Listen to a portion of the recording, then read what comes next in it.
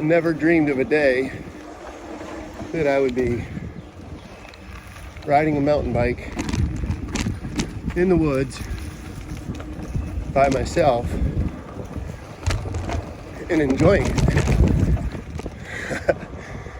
I've always been a people person, so to me, it's always been about being around other people, and I think that's multifaceted.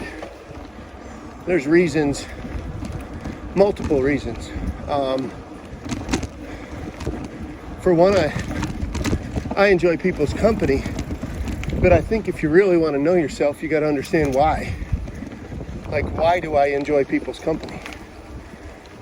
And this year, I've really been diving into that and trying to understand what it was that I didn't like about being by myself or alone or not necessarily around other people.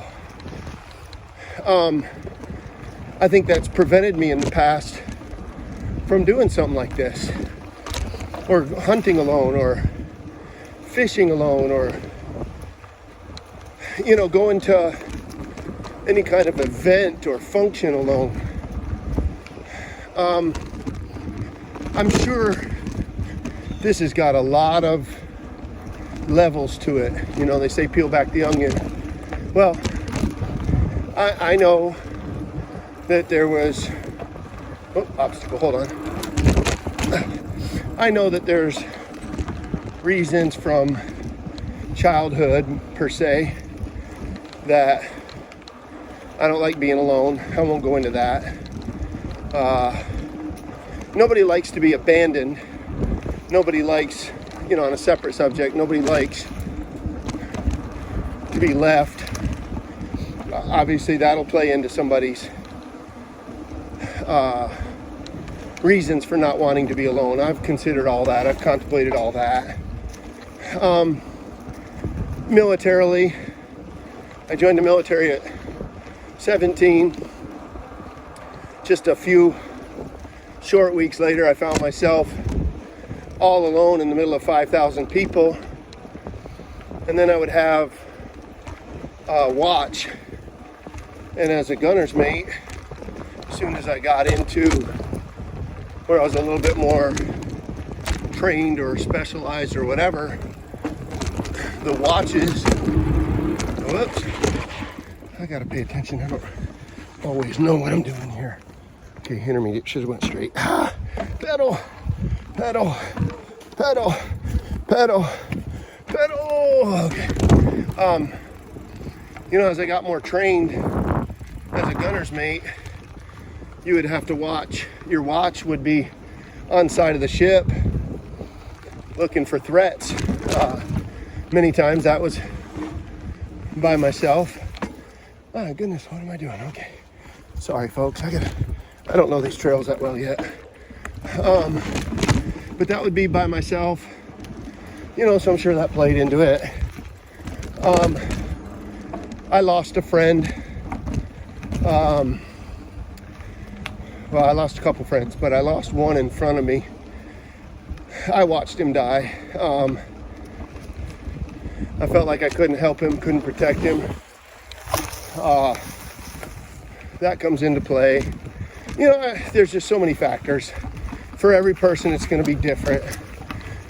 If you're a spouse, for example, and your spouse left you, well, that's going to play a factor. I did go the wrong way. This is not the difficult trail. I can tell because it's not as worn out. More people go on the harder trail than they do the easier one. But so that's going to be a factor. If you're a kid and your parents abandoned you or left you, or you were adopted, or all those things come into play, no doubt. And so, all I can say is for each individual, you have to figure out what it is that causes you to not like being alone. I'm weighing all those into equations, so to speak, trying to figure them out. But at the end of the day, you gotta love yourself, man. At the end of the day, people will fail you. People will let you down. People will make mistakes or, go their own separate ways or whatever. And so your happiness has got to come from you. Nobody but you. And no matter your age, if you're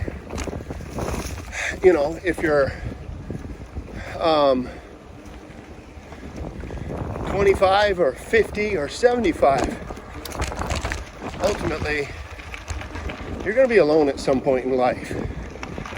And so now back to the trail. I really enjoy this trail riding now. This is the first time that I've been by myself, mind you. But if you're going along at, let's just say 8 or 10 miles an hour, which is probably a pretty modest speed if you're really hitting it. But if you're going 8 or 10 miles an hour, right here, you can do all you want and think all you want. You got all the time to react. You probably can't even hear me because of the wind, but you got all the time in the world to react and think, and there's no obstacles, there's no sharp turns, there's no sudden drops, whatever. But here in a few minutes, you're gonna find that there comes a point real quick, you don't have time to be thinking of everything else that's going on in your life when you're riding this trail. Because, hey, I gotta make a turn, I can't think. You start wandering in your mind and worrying about every other thing. My relationships, my bills, my job, my career advancements, you start worrying about any of those things, you're on this little trail and it turns and you're thinking about something else, you're gonna get hurt. So I guess all I'm saying is I found a nice activity. This is why I wanted to do it alone. I love going with Joey. I love going with any other riders that we go out on the trails, but I wanted to do this alone because I wanted it to be a place where I can just think, clear my mind, and it is absolutely that. I hate it when it does this. It just don't tell you what to do. But I assume people that are doing this already know. Only time I'll know any difference is when I get to the end, if it says 7.1 miles or 4.6 miles or something. But at any rate, I don't know if this is even a way to do a video blog or whatever, but I've had several people tell me I should do stuff like this. I don't know. I'm 50, and so at 50 I've been through a few things. People who know me are probably tired of some of the stories and some of the adventures. That's all good, but I've been around a while. I've done a few things, and so I'll spare you those details in case you're somebody that's been a part of my life. But I got a lot of experiences, and I thought maybe they're right. Maybe I should share some of my stories and experiences. And I've had a lot of setbacks, militarily and family and career, but I've had so many great experiences and victories, if you will. And so I'm sure there's going to be people that aren't spiritual oriented, if you will, religious, if you want to use that word, whatever, that may ultimately subscribe and watch or listen to some of my blogs and vlogs, but I obviously am gonna, like right here, I want to hit the hard part. Yep, I do. Good. I had a pedal drag there. Almost cost me. Okay, that was just a quick look around the little hill there. So some of that you can just kind of fast forward. If I say something about a spiritual nature and it don't really apply to you, that's cool. I get it. On the other hand, I can't not pay attention. I can't not. Intermediate, go across the road or? Yeah. Okay. Thanks. Yep. I can't not talk about those things in many regards because very transparently, that's where my victories come from, is my God. The struggles and the lows and the hard times, I think everybody has those. And no doubt, I think that people have victories that don't have God. I'm not suggesting they don't. But what I will say is that the hardest of the hard times that I've had, I don't believe that those victories would have come and in the way that they came had it not been for God. And so you'll have to bear with me on those. Woohoo, nice little downhill. On those times, oh yeah, nice little uphill. Woo, pedal, pedal, pedal. You'll have to bear with me on those times where I do brag on God. Some people aren't gonna have a family, and there'll be times where I brag on my family, and you may not relate, and I can't take away the fact that my family carried me through some tough times too. So all I'm saying is no, I get it. It's not always going to apply to you, but maybe if there's a nugget in here, if there's something I can say that will encourage somebody,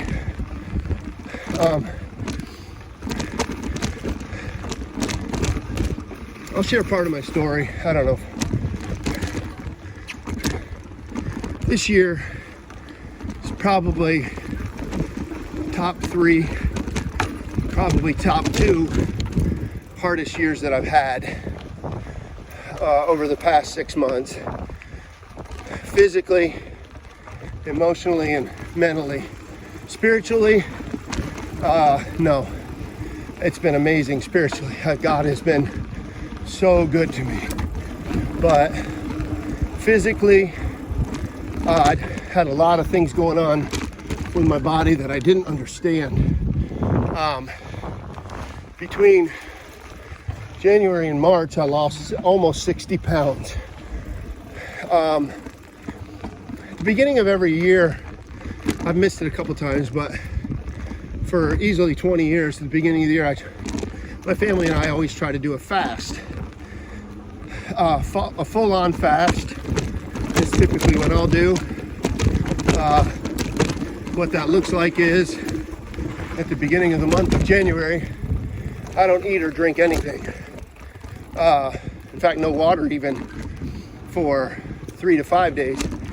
And then I kind of take it down a notch and I start doing water, and then I take it down a notch and I'll drink energy drinks or shakes or something like that. Not energy drinks, but shakes or whatever. Oh yeah, forgot about this. Whoops, my bad. Didn't mean to have stepped out. And then a couple weeks in, I'll start doing soups, and then eventually I ended up slowly weaning myself back into foods. The problem with doing these kind of fasts is a real shock to your body. I'll typically lose 20, 25 pounds in January, and a lot of that's water, and a lot of it's, malnourishment. But this year, I lost 35 pounds, and then I couldn't figure out why, but I kept losing weight, and got almost a loss of 60 pounds. And obviously that's a problem. I think I started at 230 or something like that, and ended up at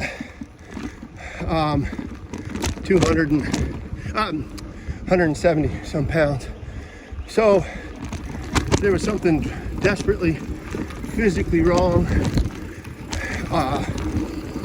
Then it got even crazier. What's up, man?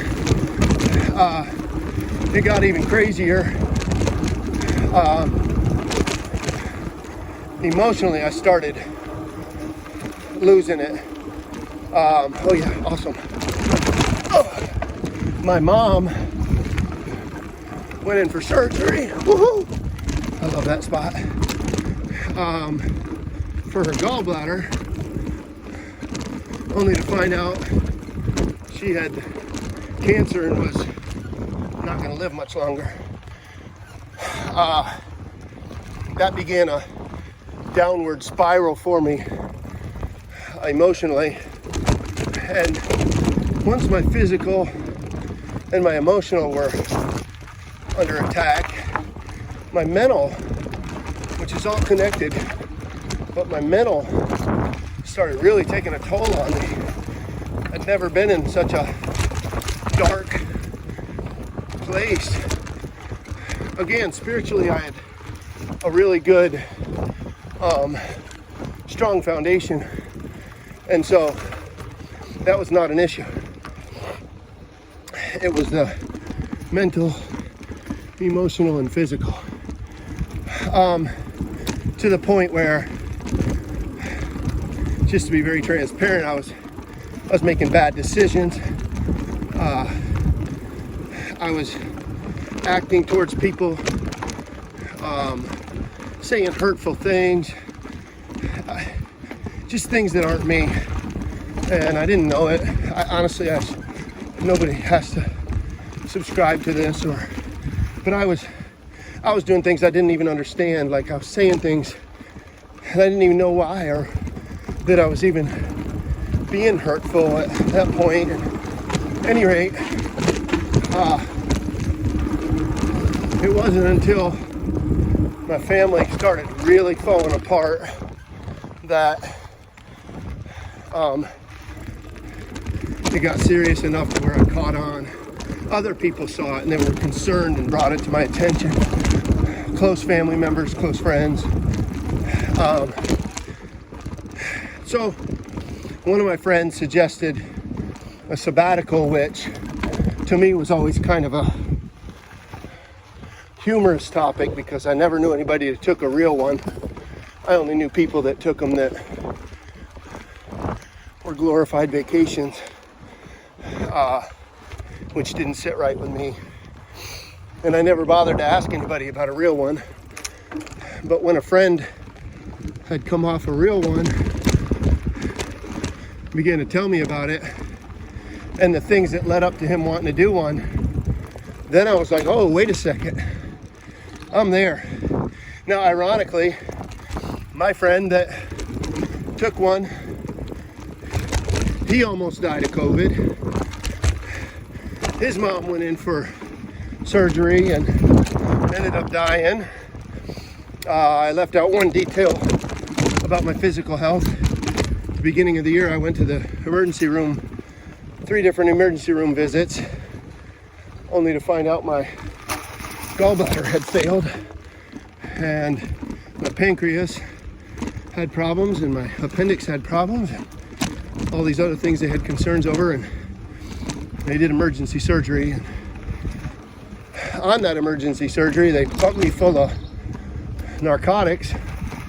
And anybody who knows a little bit of my past knows that, well, let's just say it this way, I had a problem with drugs in the past. So making a guy high every 2 hours for a week, probably not the thing to do if you want the best mental and physical and emotional health. But at any rate, my buddy also had a gallbladder surgery. Woo-hoo, that was fun. Which, again, all these details I didn't really know until we started talking about the sabbatical. So, at any rate, fast forward, I found solitude after a while in being alone. The first part of the sabbatical was miserable. I literally didn't like it, couldn't stand it, wanted to quit every day, cried 20 times a day. Somebody might be hearing this and saying, so what? What's the big deal? I didn't do that. I always tried to impress upon people I was the biggest, baddest, toughest dude around. And other than tears of joy, nobody ever really saw me cry that much. I got to the end there before the sabbatical.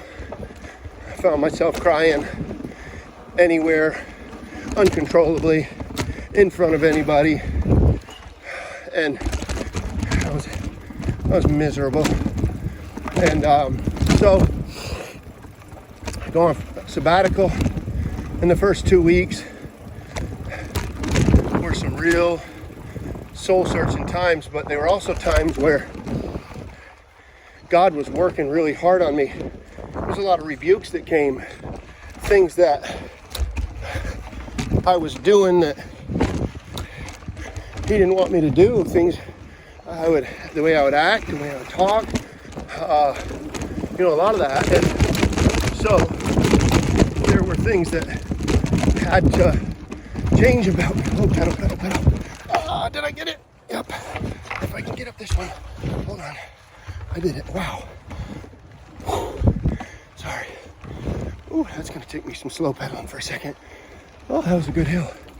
I forgot about it. But God was really dealing with me, man, about some private things. He rebuked me. And I discovered, some of the reasons why I didn't like being alone. I don't think I like myself that much. And then it began to dawn on me, well, if you don't like yourself that much, why do you think other people might have had some struggles with you? Kids would say, or the wife would say, hey, Dad's on edge tonight. We don't want to set him off. I didn't know that. They were having these conversations, not to me, but about me, and I didn't know that, man. I never would have wanted that, right? I never would have wanted my kids to not be able to talk to me in the living room or whatever. So I really started understanding that. So there's a lot of work to be done. I got a long way to go. However, I don't mind telling you, boy, there's a big difference. So if I was to give anybody some advice on any of this, it would definitely be to try to find a way to go off by yourself. I think everybody can do it's hard when you're full-time employed and you got a boss and may not understand, but if you have an understanding boss and an understanding family or people in your life that can help you facilitate this, the sabbatical has to be one that you can totally shut yourself out from everything stressful, anxious, anxiety, whatever. So that means job. if you can stop communication from even family, to be transparent, that was the most miserable thing of the whole deal, was not being able to talk to my family on a daily basis. Somebody might say, well, you go away and you do things and you go on trips and you can't talk to people. I think it's different when you know you can, but when you can't, I don't know. At any rate, that was a really hard part for me. But once I got away, I got aside, and a couple weeks into it, I asked my friend, I said, what do you do? Just go sit in the woods and read your Bible for a couple weeks? He said, not if you have to. I said, what do you mean?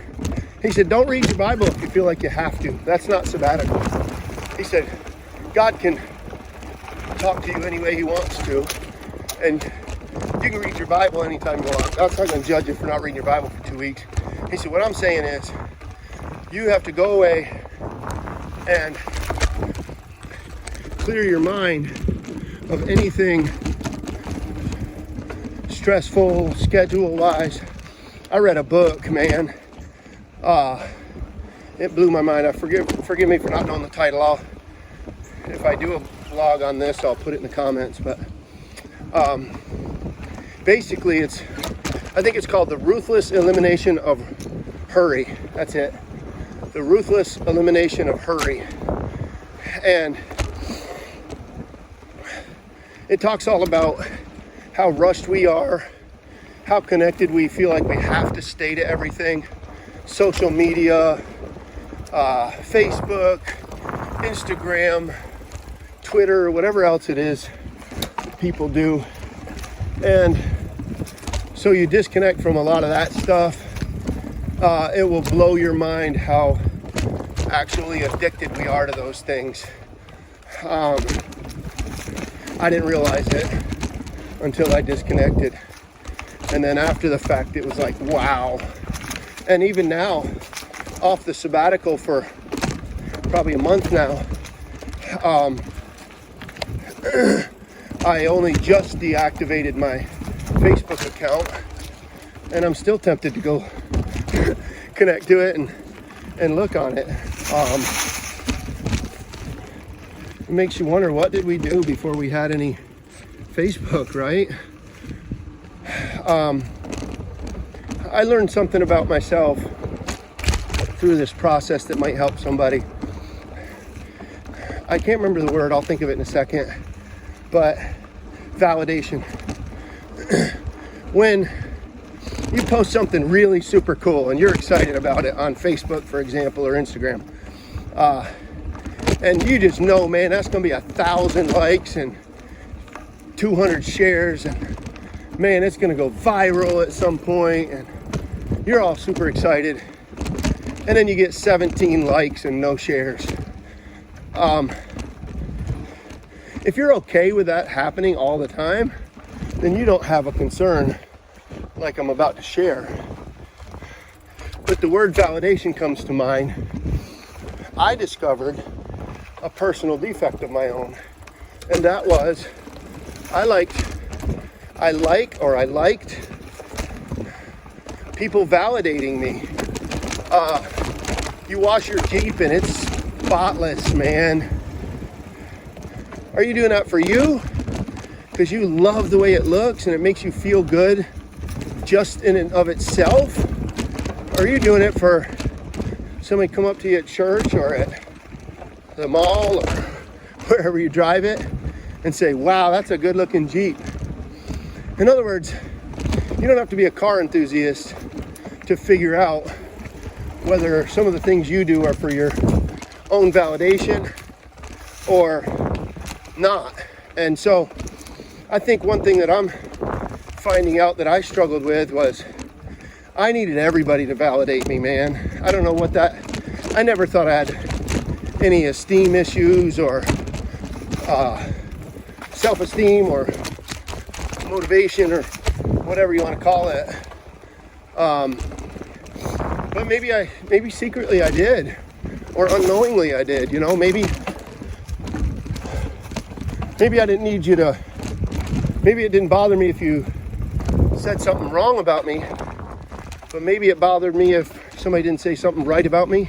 I don't know if that makes sense or not, but I am learning that something about myself that needed to be addressed. I think social media is probably one of the greatest examples on how to say that, but so here I am, disconnecting my social media, and I'm making a go of it without all that stuff. Whoa, there's a stump I didn't expect. I kind of think that for 29 years of being married, that I needed my wife to tell me all the good things I did if nobody else did. I think that, by the way, don't hear that part wrong. I think there's validity in that, and I think that's what we should do, right? I think I should compliment my wife. Her hair's done nicely, her dress looks nice, you know, whatever. Kids, same story. They do something great. Somebody does something nice. Somebody looks good, gets a good grade. You know, those are absolutes. I no question.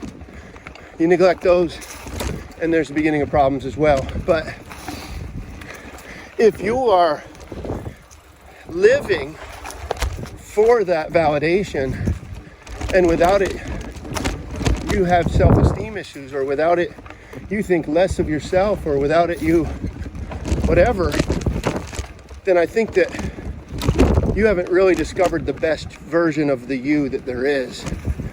And not only that, but I think for those of us that are Christians, I think we're missing the real big deal. And the real big deal is that God should be our validation. My success comes from God and God alone, not from a person, right? And so that has to be part of it. I have to find that place where I say God and God alone is the one that lifts me up, and therefore is the only one that brings me down, or can bring me down. And if he does bring me down, there's always a good reason. So, at any rate, I don't know if this resonates with anybody, or if it doesn't. But it's my story for some of the victory that I've had this year. I don't think I'm there. I don't think I've arrived. I don't think I'm out of the water. I don't think, however you want to say it. But I can say that there is victory in my circumstance. And I serve a victorious God. And so whether I see the victory in the immediate, or I just simply know that my God is able and he loves me and he's going to carry me, either way is cool with me. My hopes is I could learn something through all of this. I've said it this way. This year has without a doubt taken me to some desert places. And as I've walked along those lonely desert sands, I've learned, that's a good one. I've learned, no matter how dark it is, no matter how desolate it is, no matter how dry it is, that there is victory on the other side. And I just simply have to trust my God to carry me through. Now, if you're not a God-fearing person, then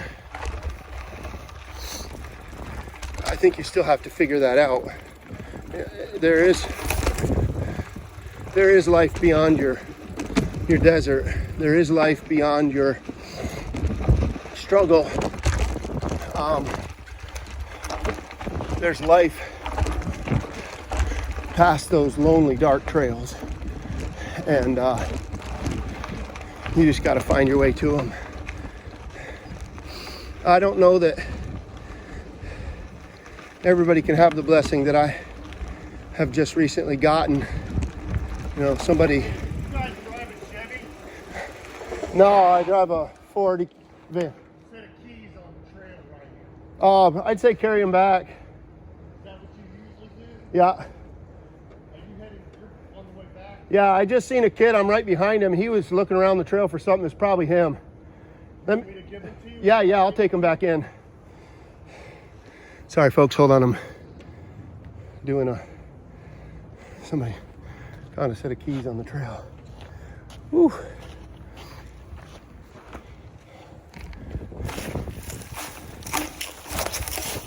I'll bring them to you. Oh, it's okay. Yeah, I'll run him into him. I'll run him into him. It's a curly-headed kid. I don't think he'd be coming back because he was standing on the trail wrong. How old was he? Probably 22. Okay. If you see him, I'll let him know. I'll the cool-looking guy with the red shirt. I don't know about that. Thank you, though. Yeah, I'll put him on top of the wooden beam on the park sign. Okay, man. All right, bro. Thank you. Oh, sorry, folks. I feel for the kid because I got a set of keys in my pocket, and at any rate, I was worried. But at any rate, I think where I was at was. Oh, hold on. Woohoo! Oh, nice. I got a little air on that. Joey would be proud if he's watching. I don't know which way was the way I was supposed to go. Sorry, hold on, I'll talk to you in a second. I think it's right. Any rate, I guess what I'm saying behind all of this is I hope that. Hey, did you lose your keys? Did you lose your keys? Did you drive a Chevy? Okay, wasn't him. Sorry. Is if I've went through something, I want to help somebody else. I don't think I can prevent anybody from some of the things. I don't. I just, because I think if you were in the place that I was in 6 months ago, you probably wouldn't listen any more than I might have listened, and I just don't know that I would have. However,